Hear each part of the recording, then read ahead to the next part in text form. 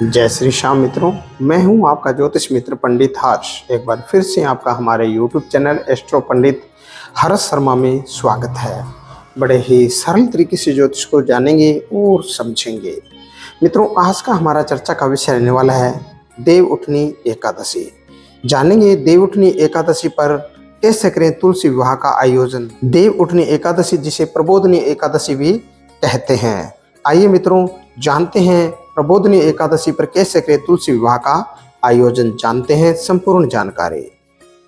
23 नवंबर 2023 को देवउठनी एकादशी रहेगी। इस दिन देव उठ जाते हैं, यानी श्री हरि विष्णु 4 माह के लिए योग निद्रा से जाग जाते हैं। इसके बाद मांगलिक कार्य प्रारंभ हो जाते हैं। इस दिन तुलसी जी के साथ श्री हरि विष्णु जी की शालिग्राम जी के रूप में उनका विवाह होता है। विवाह का आयोजन करने के लिए पूरे नियमों का पालन करने चाहिए। आइए जानते हैं वह कैसे होते हैं आयोजन। तुलसी विवाह आयोजन प्रथा। जिन्हें कन्यादान करना होता है वे व्रत रखते हैं और शालिग्राम की ओर से पुरुष वर्ग एकत्रित होते हैं, अर्थात वर पक्ष और वधु पक्ष वाले अलग अलग होकर एक ही जगह विवाह विधि संपन्न करते हैं। कई घरों में गोधूली वेला पर विवाह होता है, यदि इस दिन अभिजीत मुहूर्त हो तो उसमें भी विवाह कर सकते हैं। जिन घरों में तुलसी विवाह होता है वे स्नान आदि से निवृत्त होकर तैयार होते हैं और विवाह एवं पूजा की तैयारी करते हैं। इसके बाद आंगन में चौक को सजाते हैं और चौकी स्थापित करते हैं, और आंगन नहीं है तो मंदिर या छत पर भी तुलसी विवाह करा सकते हैं। इसके बाद साथ ही अष्टदल कमल बनाकर चौकी पर शालिग्राम जी को स्थापित करके उनका श्रृंगार करते हैं। अष्टदल कमल के ऊपर कलश स्थापित करने के बाद कलश में जल भरें, कलश पर स्वास्तिक बनाएं, कलश पर आम के 5 पत्ते वृत्ताकार रखें, नारियल लपेटकर आम के पत्तों के ऊपर रख देवें। अब लाल या पीला वस्त्र पहनकर तुलसी के गमले को गेरू से सजाएं और इसमें शालिग्राम जी की चौकी के दाएं ओर रख देवें। गमले और चौकी के आसपास रंगोली या मांडना मंडाएं, घी का दीपक जलाएं।